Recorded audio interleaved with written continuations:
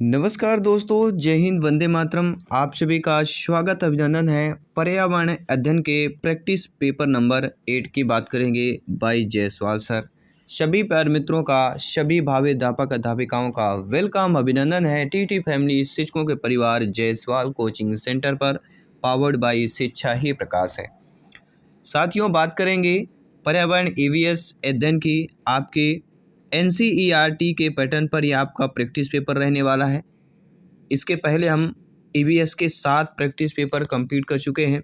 साथ ही साथ बाल विकास, हिंदी, गणित के प्रैक्टिस पेपर भी कंप्लीट कर चुके हैं, जिसका आई बटन पर लिंक दे दिया जाएगा। प्लेलिस्ट ऑलरेडी बना दिया गया है, सभी जाइए प्लेलिस्ट में। सारे ऑल सब्जेक्ट के प्रैक्टिस पेपर आपको मिल जाएंगे आपके सिलेबस के अकॉर्डिंग, आपके एग्जाम पैटर्न के अकॉर्डिंग। और इस प्रैक्टिस पेपर पर हम 30 महत्वपूर्ण प्रश्न करेंगे। संपूर्ण कंसेप्ट से लिया गया है, आपके कंसेप्ट रहेंगे, कंसेप्ट से रिलेटेड प्रश्न रहेंगे। और नीचे कमेंट बॉक्स में अपना अपना फीडबैक बताना है, अपना अपना स्कोर अवश्य बताइएगा। पहला प्रश्न क्या दिया गया है?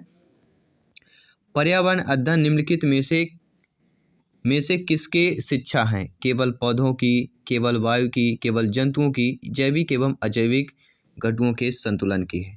तो आप जानते हैं, समझते हैं कि पर्यावरण अध्ययन जो है निम्नलिखित में से किसके शिक्षा है या किसके शिक्षा की यहाँ पे हो जाएगी, तो वह होगी जैविक एवं अजैविक घटकों की संतुलन की शिक्षा है। ठीक है, तो पर्यावरण अध्ययन निम्नलिखित में किसकी शिक्षा है? जैविक एवं अजैविक घटकों के संतुलन की शिक्षा होगी। D option is the right answer हो जाएगा, करेक्ट आंसर हो जाएगा। बात करेंगे दूसरे प्रश्न की। दूसरा प्रश्न पूछा जा रहा है, Indian institute of forest management कहाँ पर है? आपके इंदौर पर, भोपाल पर, ग्वालियर पर, छिंदवाड़ा पर। सभी कमेंट कीजिएगा। प्रत्येक प्यारे भाई बहन शिक्षक बंधु जिनका सपना है गवर्नमेंट टीचर बनना, अध्यापक अध्यापिका बनना।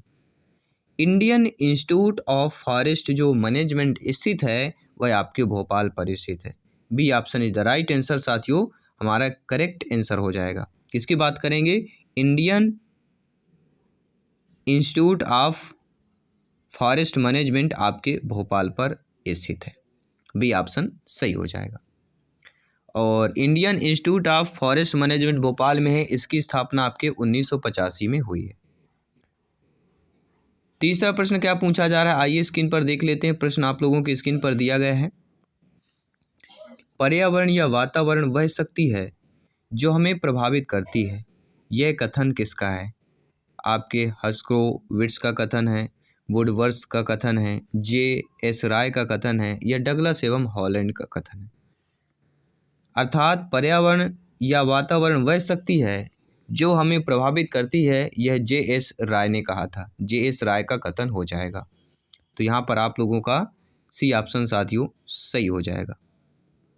आइए बात कर लेते हैं चौथे प्रश्न की, जो आप लोगों की स्क्रीन पर है। पृथ्वी दिवस कब मनाया जाता है? 22 अप्रैल, 12 मई, 22 जून या 20 फरवरी को पृथ्वी दिवस मनाया जाता है। सभी कमेंट कीजिएगा, सभी फीडबैक कीजिएगा। मेरे सभी प्यारे मित्र शिक्षक बंधु जिनका सपना है अध्यापक अध्यापिका बनना, शिक्षक बनना। तो पृथ्वी दिवस कब मनाया जाता है? 22 अप्रैल को जो है पृथ्वी दिवस मनाया जाता है। 22 अप्रैल, पहला ऑप्शन सही हो जाए।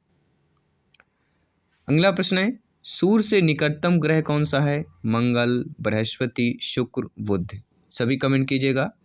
निकटतम ग्रह, सबसे दूर ग्रह, ठीक है, पृथ्वी के सबसे नज़दीक ग्रह, या क्रमवाई भी पूछा जा सकता है।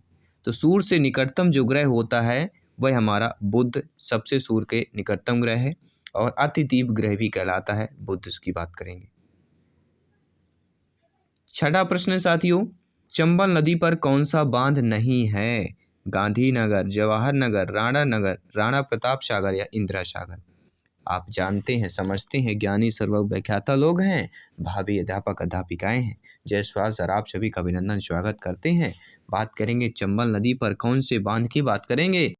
सभी कमेंट कीजिएगा। यहाँ पे राइट ऑप्शन क्या हो जाएगा? देखिए, चंबल नदी की अगर बात करें कौन सा बांध नहीं है तो आप जानते हैं, आइए जान लेते हैं। देखिए, इंदिरा सागर बांध मध्य प्रदेश में नर्मदा नदी पर खंडवा जिले में है। गांधी सागर बांध चंबल नदी पर मंदसौर जिले में है। जवाहर सागर बांध चंबल नदी पर कोटा जिले में है। और राणा प्रताप सागर बांध चंबल नदी पर रावतभाटा जिले में है। तो हम किसकी बात करेंगे? इंदिरा सागर बांध मध्य प्रदेश के नर्मदा नदी खंडवा की बात करेंगे। अगला प्रश्न है, निरीक्षण विधि की विशेषता नहीं है। ये भी आपका नेगेटिव नकारात्मक प्रश्न है। तो जो निरीक्षण विधि होती है यह एक मनोवैज्ञानिक विधि है, यह प्रत्यक्ष अनुभवों पर आधारित है, यह एक बाल केंद्रित विधि है जिसमें शिक्षक एक प्रशासक के रूप में होता है। यह विधि विभिन्न सर्वेक्षणों के द्वारा अपनाई जाती है। तो आप जानते हैं, समझते हैं कि निरीक्षण विधि की जो विशेषता है कि एक मनोवैज्ञानिक विधि है, यह प्रत्यक्ष अनुभवों पर आधारित होती है। यह विधि विभिन्न सर्वेक्षणों द्वारा अपनाई जाती है। जो ए बी हमारे जो सी दिए, ए बी और जो डी ऑप्शन दिया गया है, ये तीनों हमारे निरीक्षण विधि की विशेषता है। लेकिन जो आपका ऑप्शन नंबर देखेंगे सी, आपको जो नज़र आ रहा है, ये एक बाल केंद्रित विधि है जिसमें शिक्षक एक प्रशासक के रूप में होते हैं। तो यह हमारी निरीक्षण विधि की विशेषता नहीं है। इसलिए अकॉर्डिंग टू क्वेश्चन हमारा जो है सी ऑप्शन यहाँ पर सही हो जाएगा। कोई भी डाउट हो फीडबैक अवश्य करें, क्योंकि आपका फीडबैक, आपका कमेंट सर्वोपरि है, सम्मान है प्रत्येक शिक्षक बंधु का, प्रत्येक भावी अध्यापक अध्यापिकाओं की बात कर रहे हैं। 8वां प्रश्न आ चुका है कि पर्यावरण शिक्षा में समस्या समाधान विधि का गुण लक्ष्य केंद्रित विधि है, सृजनात्मक विधि, आपके चयनात्मकता की बात करेंगे या उपयुक्त सभी की बात करेंगे। तो पर्यावरण शिक्षा में समस्या समाधान विधि का जो गुण है साथियों, वह लक्ष्य केंद्रित विधि भी है, सृजनात्मक विधि भी है और चयनात्मक विधि भी। अर्थात यहाँ पे जो डी ऑप्शन उपयुक्त सभी दिया गया है, डी ऑप्शन सही हो जाएगा।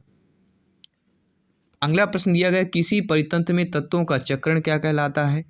भू जीव भू रासायनिक चक्र, भू वैज्ञानिक चक्र, रासायनिक चक्र या इनमें से कोई नहीं। तो हम बात कर चुके हैं कि जो किसी भी परितंत्र में तत्वों का चक्रण क्या कहलाता है, जैव या जीव भू रासायनिक चक्रण कहलाता है या चक्र कहलाता है। पहला ऑप्शन सही हो जाएगा। ये क्वेश्चन रिपीट हो चुका है, ये पहले हम क्वेश्चन कर चुके हैं, मोस्ट इंपॉर्टेंट क्वेश्चन था इसलिए इसको रिपीट किया गया है। अगला प्रश्न है, चिपको आंदोलन के प्रणेता कौन है? हेमवती नंदन बहुगुणा, सुंदरलाल बहुगुणा, मदर टेरेसा या महात्मा गांधी? तो एब्सोल्युटली सभी लोग जानते हैं, काफ़ी बार टीटी एग्जाम में, लगभग सभी टीटी एग्जाम में यह प्रश्न पूछा गया प्रश्न है कि चिपको आंदोलन के प्रणेता कौन है? सुंदरलाल बहुगुणा की बात करेंगे, B option is the right answer हो जाएगा। आइए बात करते हैं अगला प्रश्न की। अगला प्रश्न जो आप लोगों के स्क्रीन पर है, बेहतरीन प्रश्न दिया गया है कि विश्व वानिकी दिवस कब मनाया जाता है? 7 जून को, 28 मार्च को, 11 मई को या 21 मार्च को मनाया जाता है। तो आप जानते हैं, समझते हैं कि जो विश्व वानिकी दिवस है साथियों, ये कब मनाया जाता है? आप जानते हैं 21 मार्च को जो है विश्व वानिकी दिवस मनाया जाता है। D option is the right answer, correct answer हो जाएगा।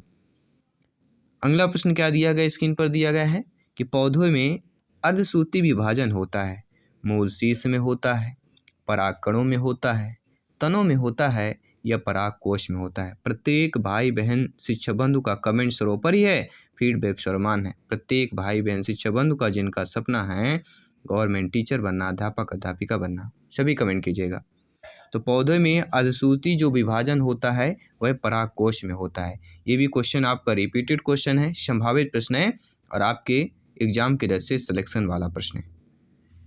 अगला प्रश्न है साथियों, जैविक समुदाय में प्राथमिक उपभोक्ता क्या होता है? आप सभी को पता होगा, खाद्य जाल से हम बार बार प्रत्येक प्रैक्टिस पेपर पर बताते हैं कि खाद्य जाल से उपभोक्ता से संबंधित जरूर आएगा। प्राथमिक उपभोक्ता, एक तो प्राथमिक उत्पादक हो गया पहला, जो हरे पेड़ पौधे होते हैं। दूसरा होता है प्राथमिक उपभोक्ता, तीसरा हो गया द्वितीयक उपभोक्ता, चौथा हो गया तृतीयक उपभोक्ता, ठीक है।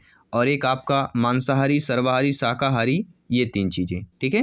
तो जैविक समुदाय में जो प्राथमिक उपभोक्ता होगा वह क्या होता है? शाकाहारी ही होता है, क्योंकि प्राथमिक उत्पादक जो होता है पेड़ पौधे होते हैं, फल पत्तियों होती हैं और उनको खाने वाले प्राथमिक उपभोक्ता होते हैं, तो वो शाकाहारी कहलाएंगे। जो पेड़ पौधे पत्तियाँ, पेड़ पौधे की पत्तियाँ खाते हैं, हरी हरी पत्तियाँ खाते हैं, हरे हरे चारा चरते हैं, वो क्या होंगे? प्राथमिक उपभोक्ता, अर्थात हम शाकाहारी की बात करेंगे, ठीक है। तो जैविक समुदाय में प्राथमिक उपभोक्ता हमारे शाकाहारी जीव कहलाते हैं। अगला प्रश्न है, बुखार आने पर आमतौर पर सबसे अधिक प्रयोग की जाने वाली औषधि कौन सी है? ब्रूफेन है, बी कॉम्प्लेक्स है, लिव 50 है या इनमें से कोई नहीं? देखिए, पिछले प्रैक्टिस पेपर पर हमने क्वेश्चन किया था, लेकिन ऑप्शंस में फेरबदल किया गया है क्योंकि संभावित प्रश्न है और इस टाइप से भी प्रश्न पूछा जा सकता है। तो बुखार आने पर आमतौर पर सबसे अधिक प्रयोग की जाने वाली औषधि ना तो ब्रूफेन है, ना बी कॉम्प्लेक्स है, ना लिव 50। तो इनमें से कोई नहीं, डी ऑप्शन करेंगे, ठीक है। वैसे ब्रूफेन भी आता है, लेकिन अगर बुखार आने पर आम तौर पर देखा जाए तो वो नहीं किया जाता, वह तो पैरासीटामोल ही किया जाता है। तो यहाँ पर आप लोगों का डी ऑप्शन सही हो जाएगा। आइए बात करते हैं अगले प्रश्न की। देश का पारिस्थितिकी अर्थात इकोसिस्टम अनुसंधान एवं प्रशिक्षण केंद्र कहाँ पर स्थित है? दिल्ली, चंडीगढ़, बेंगलोर, भोपाल। सभी कमेंट कीजिएगा। तो देश का पारिस्थितिकी अनुसंधान एवं इकोसिस्टम की बात कर रहे हैं, तो पारिस्थितिकी अनुसंधान एवं प्रशिक्षण केंद्र आपके कहाँ पर स्थित है? हम बात करेंगे बेंगलोर, कर्नाटक, बेंगलोर की बात करेंगे। C option is the right answer, correct answer हो जाएगा। अगला प्रश्न है, मानव द्वारा निर्मित उपग्रह कहाँ स्थापित होते हैं? आंतरिक वायुमंडल में, बाह्य वायुमंडल में, मध्य वायुमंडल में या उपरोक्त तीनों में होते हैं? सभी कमेंट कीजिएगा, सभी फीडबैक कीजिएगा। प्रत्येक भाई बहन शिक्षक बंधु, जयसवाल सर आप सभी का फीडबैक कमेंट सम्मान करते हैं, सभी का स्वागत करते हैं। तो मानव द्वारा निर्मित उपग्रह जो स्थापित होते हैं वह कहाँ पर होते हैं? बाह्य वायुमंडल पर होते हैं। B option is the right answer, correct answer हो जाएगा। प्याज, आलू, अदरक ये क्या हैं आपके? जड़ हैं, तना हैं, अपस्थानिक जड़ें हैं या सल्क पत्र हो जाएंगे? तो आप जानते हैं प्याज, आलू, अदरक ये क्या कहलाएंगे? तना कहलाते हैं, ठीक है। और एक सभी को पता है फल सब्जियों से इनसे संबंधित प्रश्न, तना, फूल, पत्ती, इनसे एक प्रश्न जरूर पूछ ही लिया जाता है। अगला प्रश्न है, एक कोष की जो सूक्ष्म जीव है, स्पाइरोगैरा, विषाणु, पैरामीशियम, हाइड्रा, तो ये भी प्रश्न रिपीट कर चुके हैं कि एक कोष की जो सूक्ष्म जीव है वह पैरामीशियम है, क्योंकि ये वीवीआईपी कैटेगरी का प्रश्न है, संभावित प्रश्न है, सिलेक्शन वाला प्रश्न है, इसलिए इंपॉर्टेंट प्रश्न ये हो जाता है। अगला प्रश्न क्या दिया गया है? प्रश्न ये दिया गया है कि भारतीय वन प्रबंधन संस्थान कहाँ पर है? आपके इंदौर पर, लखनऊ पर, देहरादून पर या इनमें से कोई नहीं? सभी कमेंट कीजिएगा। तो आपके भारतीय वन प्रबंधन जो संस्थान स्थित है दोस्तों, ना तो आपके इंदौर पर है, ठीक है, ना ही आपके लखनऊ पर स्थित है और ना ही आपके देहरादून पर स्थित है। तो भारतीय वन प्रबंधन संस्थान इन तीनों पर नहीं है, तो यहाँ पे डी ऑप्शन सही होगा।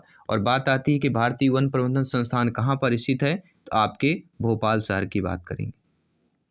कहाँ पर स्थित हो जाएगा? सभी लोग नोट कर लीजिएगा, हम कहाँ की बात कर रहे हैं? आपके भोपाल शहर की बात कर रहे हैं। आइए बात करते हैं साथियों अगले प्रश्न की, जो स्क्रीन पर प्रश्न आ चुका है। प्रत्येक प्रश्न का कमेंट फीडबैक सर्वोपरि है, सम्मान है। निम्नलिखित वाहिनी ईंधनों में से किसको आजकल पर्यावरणीय स्नेही माना जाता है? डीजल, पेट्रोल, द्रवित पेट्रोलियम गैस, संपीड़ित प्राकृतिक गैस। ये भी क्वेश्चन रिपीट हुआ है, काफ़ी बार टीटी एग्जाम पर रिपीट हुआ प्रश्न। वाहिनी ईंधनों में जिसको आजकल जो है पर्यावरणीय स्नेही माना जाता है वह संपीड़ित प्राकृतिक गैस अर्थात सीएनजी की बात करेंगे, कंप्रेस्ड नेचुरल गैस की बात करेंगे। बायोटेक्नोलॉजी पार्क कहाँ पर स्थित है? कोलकाता, लखनऊ, देहरादून या इनमें से कोई नहीं? सभी कमेंट कीजिएगा। बायोटेक्नोलॉजी पार्क कहाँ पर स्थित है? आपका जवाब लखनऊ है, तो बिल्कुल आप लोग सही कर रहे हैं। बायोटेक्नोलॉजी जो पार्क है आपके लखनऊ शहर पर स्थित है, जो नवाबों का शहर कहलाता है।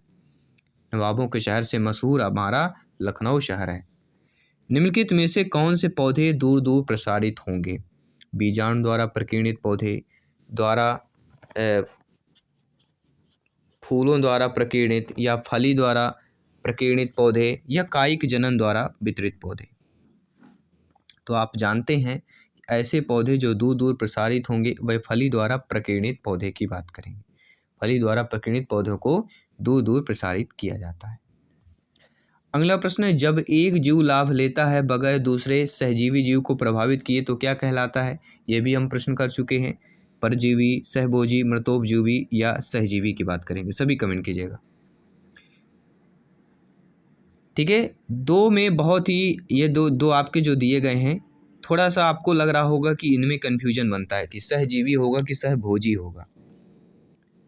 तो जब एक जीव लाभ लेता बगैर दूसरे सहवासी जीव को प्रभावित किए तो वह क्या कहलाता है? अगर आपका सहभोजी दिया गया है तो सहभोजी हो जाएगा, ठीक है।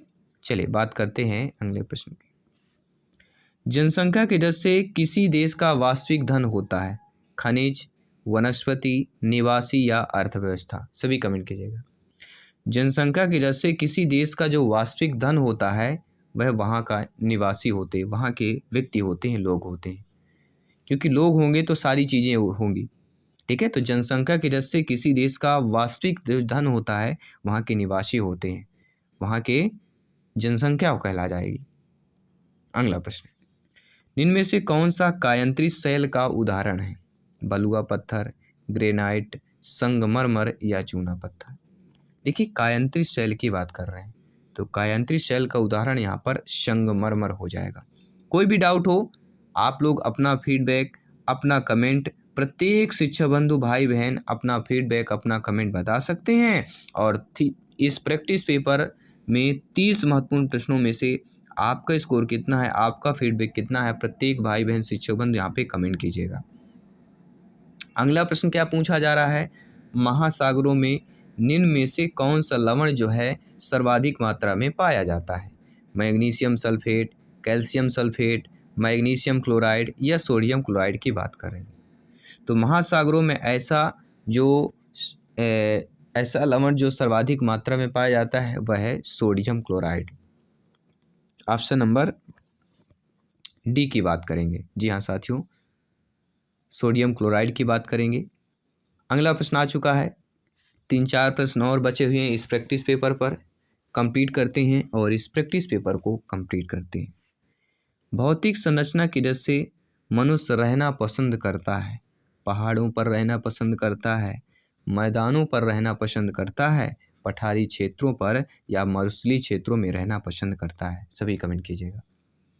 भौतिक संरचना की दृष्टि से मनुष्य जो रहना पसंद करता है साथियों, मनुष्य मैदानों पर रहना पसंद करता है।